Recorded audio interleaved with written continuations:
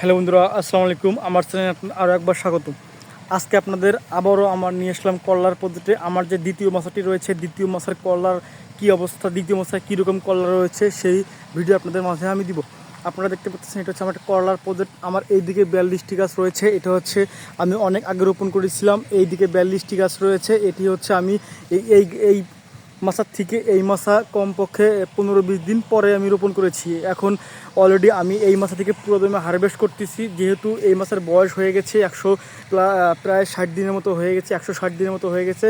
তদরূপ এই মাছায় ফল কমে গেছে এবং নিচের যে জালিগুলো রয়েছে সে জালিগুলো রয়েছে এবং কিছু শাখা পোশাকার মধ্যে জালি রয়েছে। আপনারা দেখতে পাচ্ছেন এই করলা প্রতিটি গিটে গিটে করলা অলরেডি আরও নতুনভাবে সেটা হচ্ছে। আর আপনাদের এই মাছায় আমি নিয়ে আসলাম এই মাছের করলার কী অবস্থা এবং করলা কেমন ধরেছে এবং কী রকম নিচে জালি রয়েছে আপনাদের মাঝে আমি সেটা শেয়ার করব।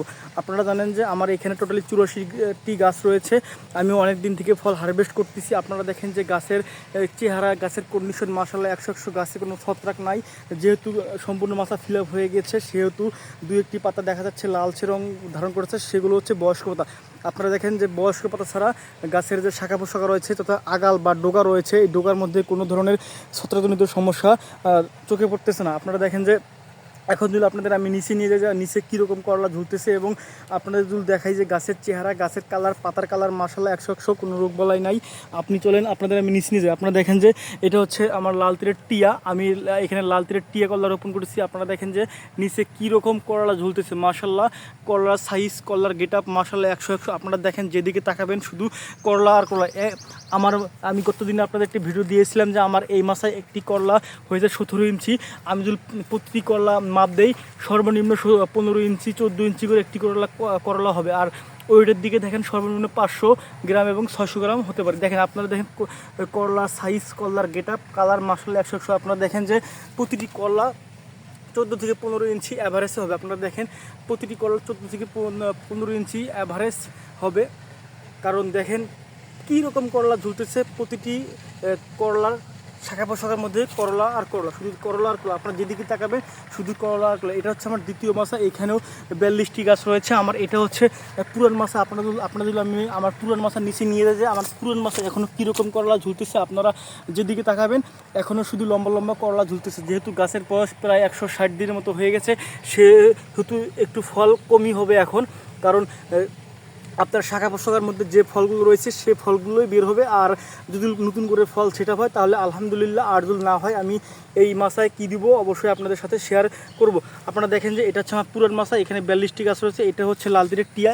আমি এখান থেকে অলরেডি 8-9 বার ফল হারভেস্ট করেছি এবং অনেক টাকা বিক্রি করেছি আলহামদুলিল্লাহ। আপনারা দেখেন যে যেদিকে তাকাবেন শুধু লম্বা লম্বা করলা ঝুলতেছে। আমি আগামীকাল আল্লাহ যদি তৌফিক দেয় আমি আগামীকাল মাছা থেকে ফল হারভেস্ট করব। এখন আপনাদের নিয়ে যাচ্ছি আমার যে দ্বিতীয় মাছা রয়েছে, দ্বিতীয় মাছার কীরকম ফল ঝুলতেছে। আপনারা দেখেন যে প্রতিটি ফল লম্বা অনেক বড় বড়। আপনারা দেখেন যে এখানে যে কয়টি ফল রয়েছে মাশাআল্লাহ প্রতিটি ফলের সাইজ গেট আপ 100। দেখেন আপনারা দেখেন এইখানে কয়টি ফল রয়েছে এবং ফলগুলো কমপক্ষে আপনার 10 থেকে 12 বা 14 ইঞ্চি হতে পারে। অনেক লম্বা লম্বা করলে এবং ওয়েটের দিকে সর্বনিম্ন 500 গ্রাম হতে পারে। আপনারা দেখেন যে প্রতিটি করলার সাইজ গেট আপ কালার মাশাআল্লাহ 100।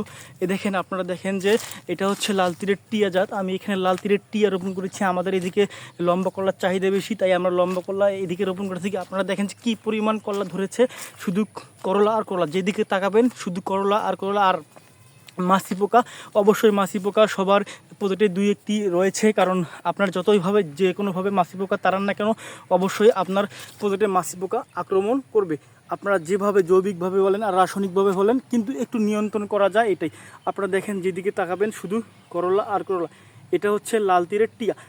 আমরা এদিকে লম্বা করলা চাষ করে থাকি বা লাগাই থাকি, কারণ আমাদের এদিকে লম্বা করলার চাহিদা ভালো। আর আমার এটা হচ্ছে প্রথম মাছা।